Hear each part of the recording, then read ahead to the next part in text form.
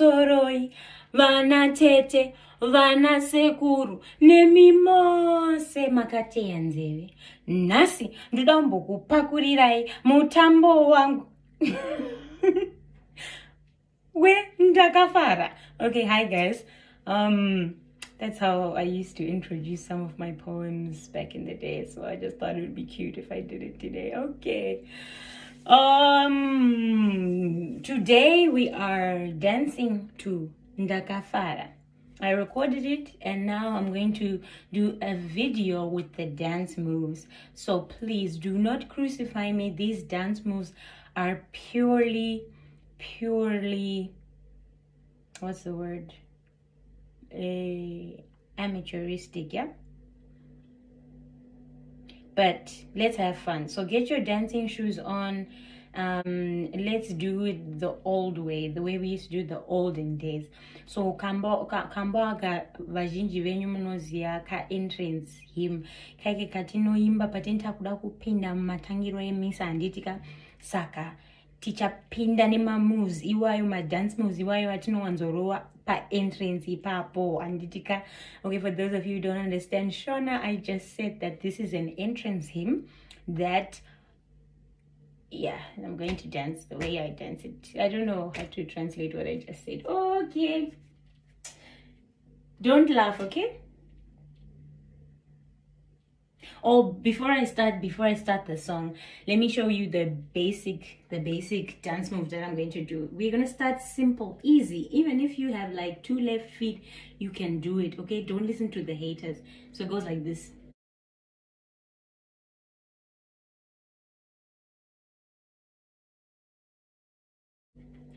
1, 2, 3, 4. Huh?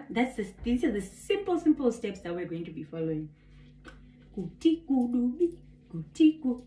is the drum, by the way.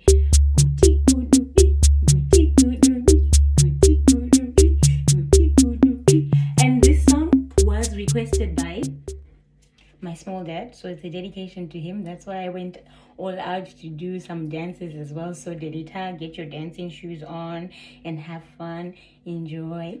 Okay.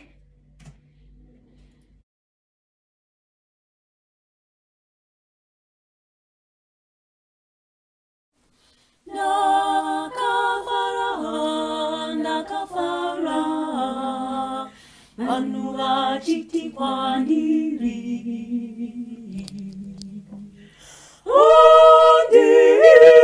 kuimba yatenzi, ndiko kunoenda marudzi emhuri dzaIsraeri, vachinovonga tenzi sezvaakavarayira. Ndakafara, vanhu vachiti kwandiri,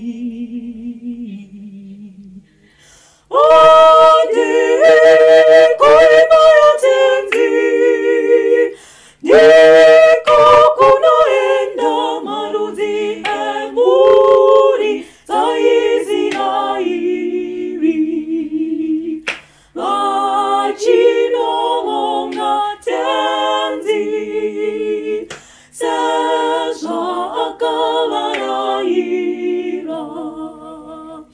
Nokuti ndiko kunotongerwa mhosva, ndiko kunogara mambo achitonga vanhu vake. Saka zvino tsoka dzedu dzatsika mumazambara ako iwe Yerusalema, guta rakadzorerwa, runako norugare. Iwe Yerusalema, guta rakadzorerwa, ndafara, tsoka dzedu dzatsika. Kumirirai Yerusalema, kuti ive norugare, vanokuda ngavabudirire. Saka zvino tsoka dzedu dzatsika mumazambara ako iwe Yerusalema guta rakadzorerwa runako norugare. Iwe Yerusalema guta rakadzorerwa Ndakafara tsoka dzedu dzatsika. Ndakafara, Ndakafara, vanhu vachiti kwandiri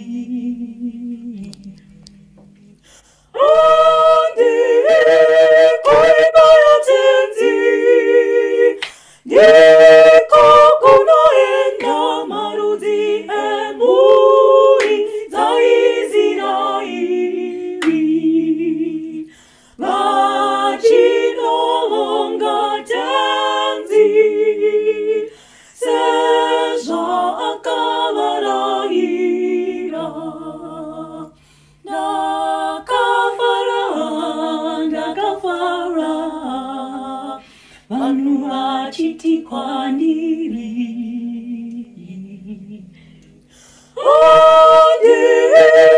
kuimba yatenzi ndiko kunoenda marudzi emhuri dzaIsraeri vachinovonga tenzi sezvaakavarayira. Nokuti ndiko kunotongerwa mhosva, ndiko kunogara mambo achitonga vanhu vake. Saka zvino tsoka dzedu dzatsika mumazambara ako iwe Yerusalema guta rakadzorerwa runako norugare. Iwe Yerusalema guta rakadzorerwa Ndakafara tsoka dzedu dzatsika. Kumbirirai Yerusalema kuti ive norugare, vanokuda ngavabudirire. Saka zvino tsoka dzedu dzatsika mumazambara ako iwe Yerusalema guta rakadzorerwa runako norugare. Iwe Yerusalema guta rakadzorerwa Ndakafara tsoka dzedu dzatsika. Okay, so that was it. I hope you guys enjoyed it and you guys had a little bit of a workout. I'm already like, you know. Aiwa kufara zvangu. Ndichakuonai ma-uploads anotera. Rambai muri pa YouTube channel yangu Lady Mokmahachi, and be ready for the next uploads. Eish, this switching languages thing is not working out so nicely. Anyway, see you guys in the next video.